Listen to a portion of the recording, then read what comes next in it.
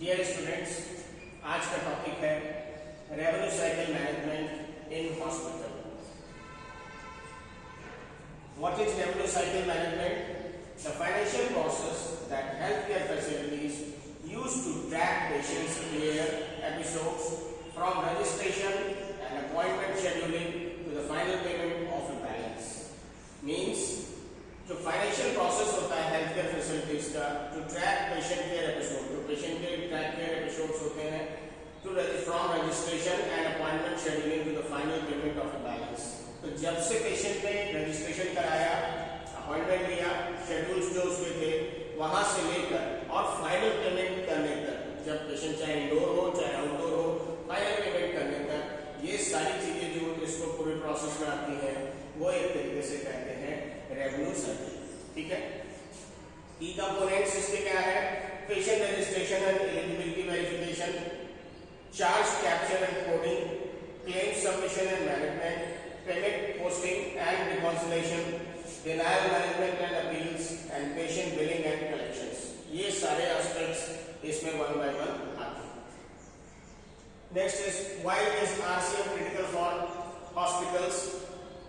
पहली बात, financial stability, operational efficiency, compliance and patient satisfaction.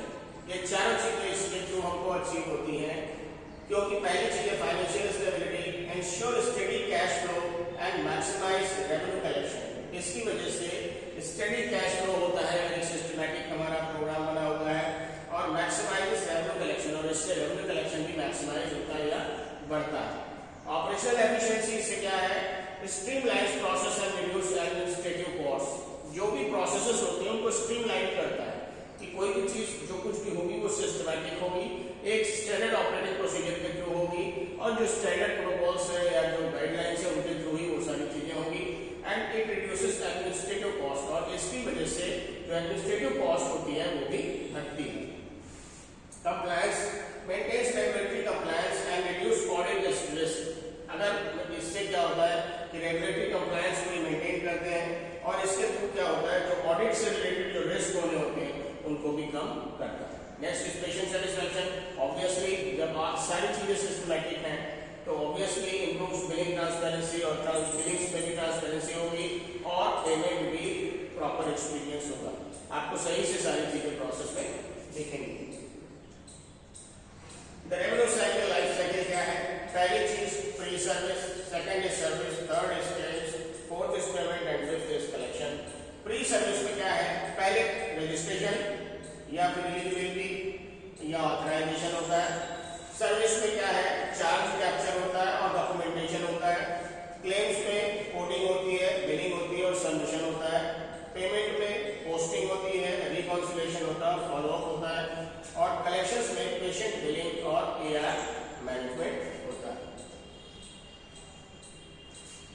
Next is phase 1 pre service activities में patient registration, collect accurate demographic information, verify patient identity, obtain consent and authorisation, update patient records and schedule appointments. ये सारे factors patient registration में important required होते हैं। पहली चीज accurate demographic information मिलनी चाहिए, पेशेंट की आइडेंटिटी कंफर्म होनी चाहिए, obtain consent and authorisation, patient का एक तरीके से कंसेंट मस्ट है और कोई ना कोई उससे रिलेटेड अथॉरिटी को वो ऑथराइज करे।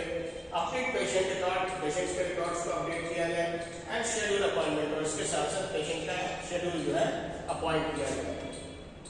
इंश्योरेंस वेरिफिकेशन में verify insurance eligibility and coverage, जो भी पेशेंट अगर इंश्योरेंस से रिलेटेड एडमिट होते हैं। डिटरमाइन पेशेंट रिस्पांसिबिलिटी, पेशेंट की रिस्पांसिबिलिटी को डिटरमाइन किया जाए। Obtain prior authorisation when required, अगर रिक्वायर्ड है तो ऑथराइजेशन भी उसमें देखा जाए। चेक फॉर सेकेंडरी इंश्योरेंस, अगर कोई सेकेंडरी इंश्योरेंस है तो उसको भी असेस करें। And estimate out of pocket stock, तो उसको जो पेशेंट को एस्टिमेट्स प्रॉपर्ली बताया जाना चाहिए। Next is service delivery. पहली चीज charge capture, accurately document all services, procedure, supply and medications provided to the patient. एक एक चीज स्पष्ट पेशेंट को बताना चाहिए, सर्विसेज क्या है, प्रोसीजर्स क्या है, सप्लाईज क्या है, मेडिकेशंस क्या प्रोवाइड कर रहे हैं, ये चीजें बतानी चाहिए। Clinical documentation, complete, accurate, timely documentation to support medical necessity and coding, इसको मेंटेन करना चाहिए। चार्ट मास्टर मैनेजमेंट में maintain up to date pricing for all services, ये बड़ी चीज, जो भी चीजें आपकी सर्विसेज आप दे रहे हैं उसको प्राइसिंग अप टू डेट होनी चाहिए।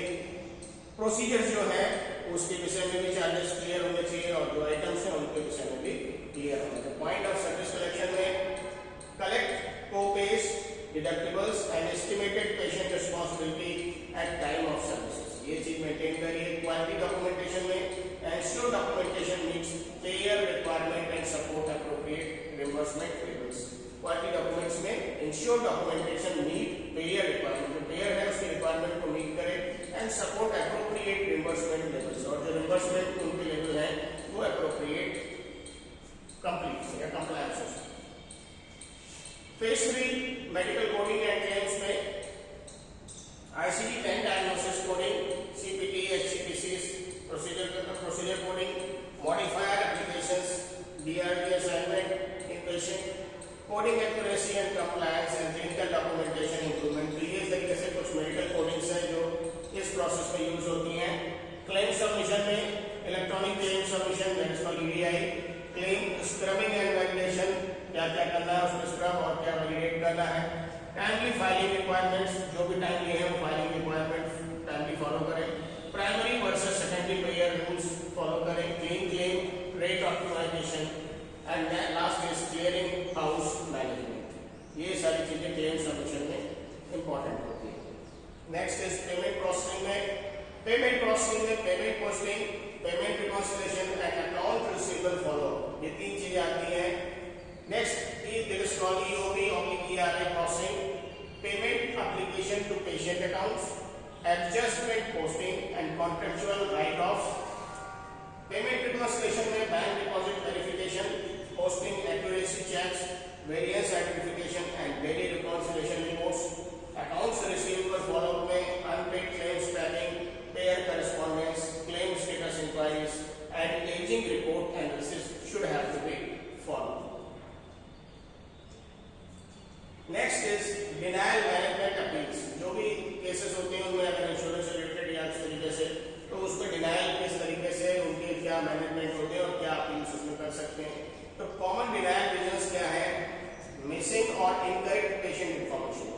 अगर पेशेंट की कोई इंफॉर्मेशन मिसिंग है या इनकरेक्ट है तो लैक ऑफ मेडिकल नेसेसिटी। अगर कोई पेशेंट ऐसा आप पेशेंट करते हैं जिसमें एडमिशन की रिक्वायरमेंट है लेकिन उनके असेसमेंट में वो चीज नहीं लगती है कि आप उस पेशेंट को एडमिट करें, तो उसको नेक्स्ट अथराइजेशन या रेफरल इश्यूज कुछ हैं, या कोडिंग एरर्स और मिसमैच होता है कुछ, या टाइमली फाइलिंग वायलेशन देर से कुछ होता है या थोड़ा सा जल्दी होता है, या डुप्लीकेट कोई क्लेम है, तो ये सारी चीजें कॉमन डिनायल क्लेम में आती है। लेकिन अगर एप्रोप्रिएट केस है, ट्रू केस है और जेन्युइन चीजें हैं तो ऐसी स्थिति नहीं आती।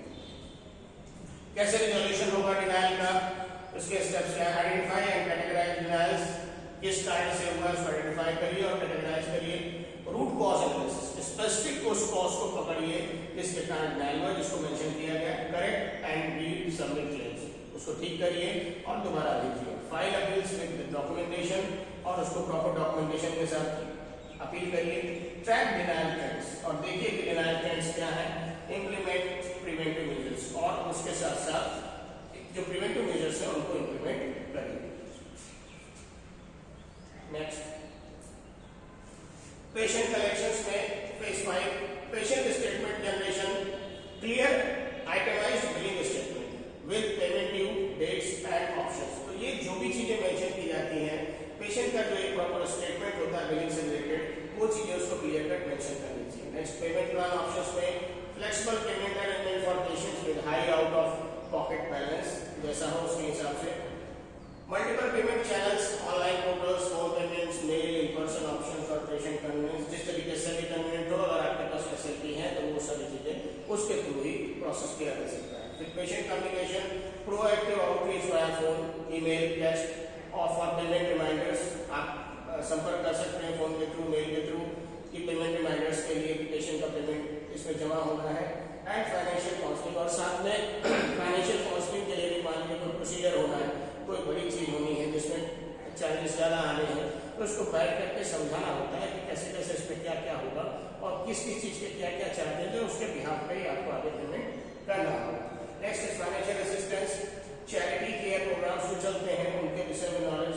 फाइनेंशियल असिस्टेंस स्क्रीनिंग, स्क्रीन करें कि अगर किसी को जरूरत है और उसको गवर्नमेंट की या किसी तरीके की प्लानिंग चल रही है उसमें पेमेंट उसको अवेलेबल कराना। पेमेंट हार्डशिप ऑप्शन, और जो पेमेंट हार्डशिप ऑप्शन है उसको भी अप्लाई करें।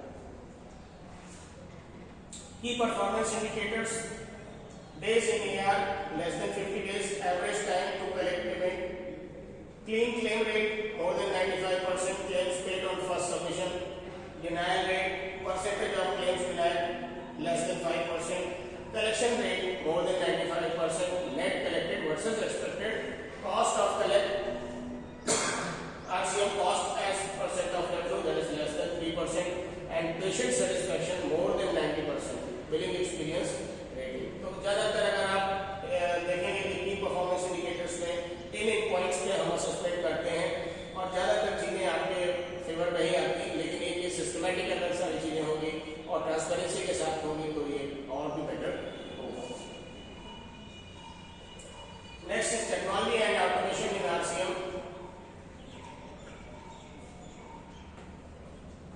First of all electronic health records होना चाहिए, integrated documentation and charge capture के लिए रेवेन्यू साइकिल मैनेजमेंट सॉफ्टवेयर होना चाहिए, end to end workflow automation and tracking करनी चाहिए। इसके through artificial intelligence and RPA, claims scrubbing, denial protection and automation इसके थ्रू होता है। पेशेंट पेमेंट पोर्टल्स पे self service billing and online payments and analytics and reporting tools में real time KPI dashboards and insights available होते हैं। Next RCM best practice क्या है? Operational excellence इसमें होगा, front end verification and authorization, real time eligibility checks, point of service collection, accurate charge capture, clean claims on first submission and proactive denial prevention. ये एक तरीके से operational excellence के लिए अगर हम मेंटेन करें तो मेंटेन होगी चीजें। स्ट्रेटेजिक इनिशिएटिव्स क्या लेने चाहिए? Staff training and competency, regular audits and compliance checks, data analytics and reporting, patient communication and transparency, continuous process improvement and vendor and payer relationship. तो ये स्ट्रेटेजिक इनिशिएटिव्स अगर हम देखते हैं, स्टाफ की ट्रेनिंग और कॉम्पिटेंसी प्रॉपर हो, regular audits और कंप्लायंस चेक हो, डेटा एनालिसिस प्रॉपर हो, उसकी रिपोर्टिंग सही से हो, पेशेंट कम्युनिकेशन और आपस में ट्रांसपेरेंसी सही हो, कंटिन्यूअस प्रोसेस इंप्रूवमेंट जो भी इंप्रूवमेंट के लिए हो, और वेंडर और पेयर में आपस में रिलेशन भी प्रॉपर हो। Next is common challenges and solutions क्या है? High denial rates, implement claim scrubbing, root cause analysis and preventive workflows. ये चीज देखना होता है इसमें। पेशेंट पेमेंट कलेक्शन में price transparency, payment plans and convenient payment options होने चाहिए। कोडिंग एक्यूरेसी में coder training, CAC tool and regular quality audits होना चाहिए। स्टाफिंग एंड हैंडओवर में cross training, automation and outsourcing, non core functions होने चाहिए। And regulatory compliance में regular updates, compliance training and audit programme should have to be perform. And technology integration में interoperable systems, APIs and phased implementations should have to be followed. And last, effective revenue cycle management is essential for hospital financial health and sustainability. अगर हम एक effective RCM apply करते हैं तो financial health और sustainability के लिए hospital के बेटर होगा। Success requires integration across all phases of the revenue cycle, और इसके थ्रू इंटीग्रेशन के through success requires integration across all phases of the revenue. Her stage में हमें चीजें जो है वो सफलतापूर्वक इंटीग्रेशन करके हमको मिल सकती है। Technology and automation drive efficiency and accuracy. Technology और ऑटोमेशन ड्राइव अगर हम एफिशिएंसी गेन करते हैं और इससे क्या है एक्यूरेसी को भी गेन कर सकते हैं। Patient centric approach improves both collections and satisfaction. अगर हम पेशेंट को ध्यान में रखते हुए सारा चीज करते हैं तो उससे क्या होता है, कलेक्शंस भी बेटर होता है और सेटिस्फैक्शन भी इंप्रूव होता है। Next last, continuous monitoring and improvement optimize financial outcomes. किसी भी तरीके का रेवेन्यू साइकिल अगर मैनेजमेंट हम सही से करते हैं तो कंटिन्यूअस उसकी मॉनिटरिंग करें और इंप्रूवमेंट करें तो ऑप्टिमाइज फाइनेंशियल आउटकम, जिससे क्या है हमारे जो ऑप्टिमाइज फाइनेंशियल है उसका आउटकम है वो और बेटर स्टेटमेंट मिल सकता है और चीज़ों को ऑप्टिमाइज कर सकते हैं।